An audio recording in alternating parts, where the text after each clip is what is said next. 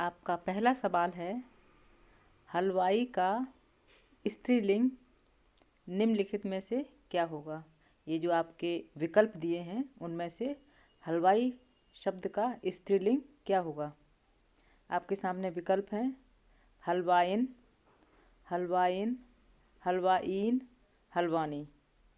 तो इसका सही विकल्प होगा बी, हलवाइन।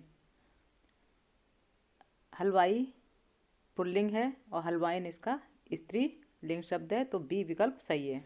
ये प्रश्न कई बार आ चुका है और इस तरह के प्रश्न बहुत आते हैं, तो ये सवाल ऐसे नज़र में रखिएगा। आगे चलते हैं और अगला सवाल है, आलोक का विलोम निम्नलिखित में से कौन सा होगा। आलोक शब्द का विलोम निम्नलिखित में से जो हमारे पास विकल्प हैं उनमें से कौन सा है।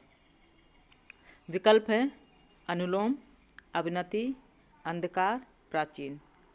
तो आलोक का विलोम, विलोम का शब्द है, विलोम का मतलब होता है विपरीत। तो आलोक का विपरीत क्या होगा। आलोक का अर्थ होता है प्रकाश यानी कि रोशनी। तो यहाँ हमारे जो विकल्प हैं उसके अनुसार आलोक का विलोम सी विकल्प अंधकार होगा। तो इस तरह से अंधेरा, अंधकार यानी कि विपरीत जो शब्द है आलोक का वो अंधकार है। तो सही जवाब है सी अंधकार। अगला सवाल आपके सामने है, हिंदी खड़ी बोली किस अपभ्रंश से विकसित हुई है। हिंदी खड़ी बोली किस अपभ्रंश से विकसित हुई है। ये प्रश्न कई बार आ चुका है और बहुत इम्पोर्टेंट है। ये प्रश्न को बहुत अच्छे से समझ लीजिए और नज़र में रखिएगा। बार बार पूछा गया है पिछले प्रश्न पत्रों में। हमारे पास विकल्प हैं मागधी, शौरसैनी, पैशाची, अर्धमागधी। तो हमारी हिंदी खड़ी बोली जो विकसित हुई है वो शौरसैनी अपभ्रंश से इसका उद्भव हुआ है। हिंदी खड़ी बोली का उद्भव शौरसैनी अपभ्रंश से हुआ है। और हिंदी में अनेक बोलियां हैं, उपभाषाएं। भारत में कुल 18 बोलियां हैं। तो ये भी याद रखिएगा कि कभी कभी प्रश्न आ जाता है कि भारत में कुल कितनी बोलियां हैं, संख्या दे देते हैं, तो आप इसको ध्यान रखिएगा। अगला सवाल है, हिंदी भाषा की बोलियों के वर्गीकरण के आधार पर छत्तीसगढ़ी बोली किस उसमें आती है। तो हमारे पास विकल्प हैं छत्तीसगढ़ी भारत के छत्तीसगढ़ राज्य में बोली जाने वाली एक अत्यंत मधुर व सरस भाषा है। हमारे पास जो विकल्प हैं पहाड़ी हिंदी, पश्चिमी हिंदी, राजस्थानी हिंदी और पूर्वी हिंदी। तो वर्गीकरण के आधार पर छत्तीसगढ़ी बोली पूर्वी हिंदी में आती है। डी ऑप्शन है इसका, पूर्वी हिंदी।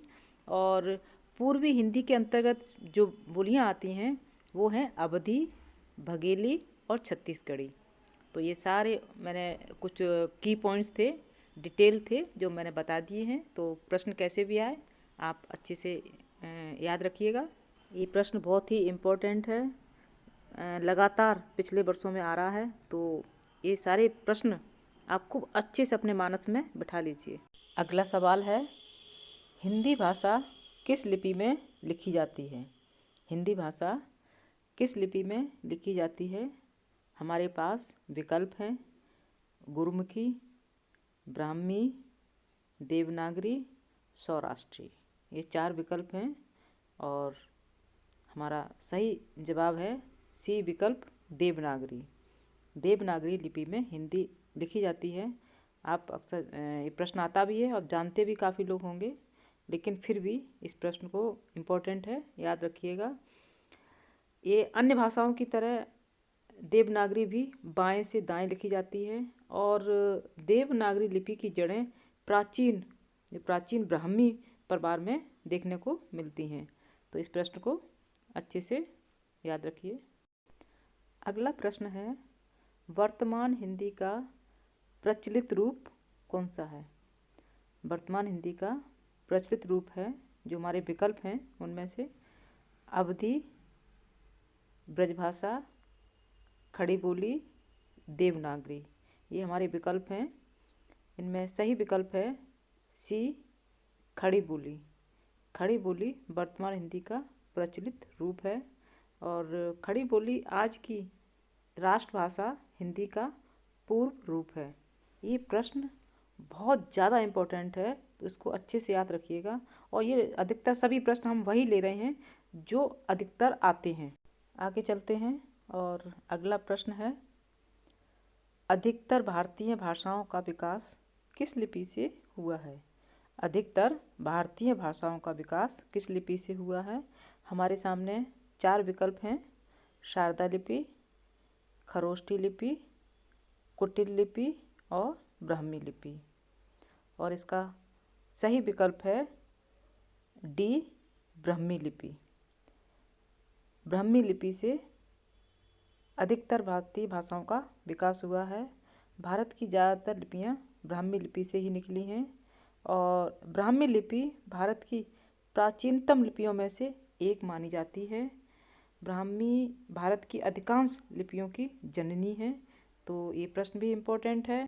अगला सवाल है, निम्नलिखित में से कौन सी भाषा संस्कृत भाषा की अपभ्रंश है?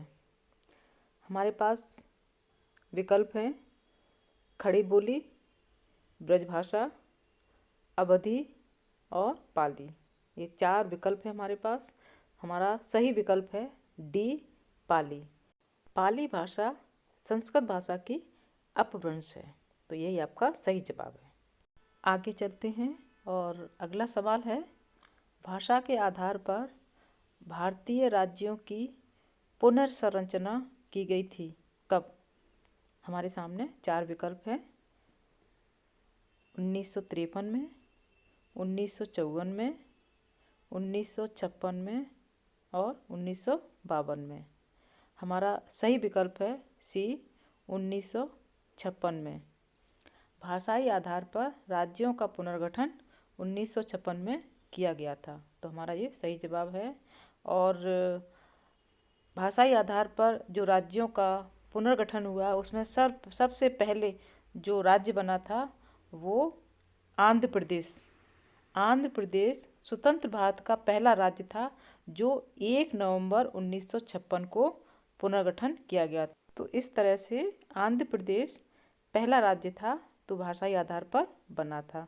तो ये प्रश्न भी बहुत इम्पोर्टेंट है। अगला सवाल है, किस वर्ष हिंदी को राजभाषा बनाने का निर्णय लिया गया? ये प्रश्न बहुत इम्पोर्टेंट है कि किस वर्ष हिंदी को राजभाषा बनाने का निर्णय लिया गया। विकल्प हैं 26 जनवरी 1950 में, 14 सितंबर 1949 में, 14 सितंबर 1950 में, 15 अगस्त 1947 में। ये 4 विकल्प हैं। इन चारों विकल्प में बी विकल्प 14 सितंबर 1949 में हिंदी को राजभाषा बनाने का निर्णय लिया गया था। तो हिंदी को राजभाषा का दर्जा, यानी कि हिंदी को राजभाषा का दर्जा 14 सितंबर 1949 के दिन मिला है और तब से लेकर आज तक हर साल यह दिन हिंदी दिवस के रूप में मनाया जाता है। संविधान की धारा 343 के अंतर्गत हिंदी को संघ की राजभाषा के रूप में स्वीकार किया गया है। देवनागरी लिपि को भी मान्यता दी गई है। अगला सवाल है, भारतवर्ष में हिंदी को आप किस वर्ग में रखेंगे? हमारे विकल्प हैं राजभाषा, तकनीकी भाषा, राष्ट्रभाषा और विभाषा। तो हमारा ए विकल्प राजभाषा। भारतवर्ष में हिंदी को राजभाषा वर्ग में रखेंगे, क्योंकि संविधान सभा ने 14 सितंबर 1949 को हिंदी को राजभाषा के रूप में अपनाया था। आगे चलते हैं और अगला सवाल है, हिंदी की आदि जननी है। हमारे विकल्प हैं पाली, प्राकृत, संस्कृत और अपभ्रंश। ये 4 विकल्प हैं और जो दिए गए विकल्प हैं उनमें सही विकल्प है सी, संस्कृत। संस्कृत हिंदी भाषा की जननी है और ऐसा इसलिए कहा जाता है क्योंकि अगर हम प्रतिदिन शुद्ध हिंदी बोलते हैं तो हम उसमें 75% संस्कृत बोलते हैं। तो स्वाभाविक है कि संस्कृत भाषा से ही हिंदी भाषा का जन्म हुआ है। अगला सवाल है, मगही किस भाषा की बोली है? मगही, मगधी किस भाषा की बोली है? 4 विकल्प हैं, पूर्वी हिंदी, पश्चिमी हिंदी, बिहारी, राजस्थानी। और हमारा सी विकल्प यानी कि बिहारी। बिहारी हिंदी मगही भाषा की बोली है। और मगही बिहारी हिंदी की बोली है। बिहारी हिंदी की जो प्रमुख बोलियां हैं उनमें से भोजपुरी, मगही, मैथिली, ये 3 प्रमुख बोलियां हैं मगही बिहारी हिंदी की। इस वीडियो में हमने अधिकांशतः वो सभी प्रश्न लिए हैं जो हिंदी की परीक्षाओं में पूछे जाते हैं। वो सभी महत्वपूर्ण प्रश्न हैं और भी वीडियो हम बनाएंगे जिसमें हम इसी तरह से प्रश्न लेते रहेंगे, जिससे कि आप जो परीक्षा देने जा रहे हैं वो आपके लिए इसमें बहुत सारे प्रश्न आपको मिल जाएंगे।